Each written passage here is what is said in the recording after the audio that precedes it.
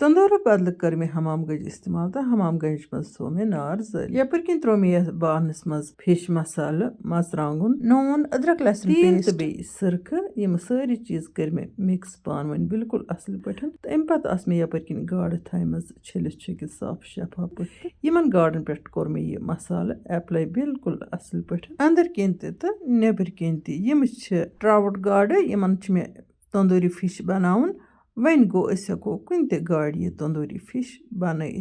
यपर किन ओन मे aluminium foil तो अत त्रो मे तिल कतरहन तो अथ मज कर मे यम गाड़ अलग अलग दोन फाइलन मज पैक यम गाड़ अत अलमुनियम फॉइल मज बिल्कुल असल पठन पैक करन ताकि यमन गसि सूर अंदर किन लारुन की तो यम गसन असल पठ बजन इन तो यम गसन साफ शफाफ रोजन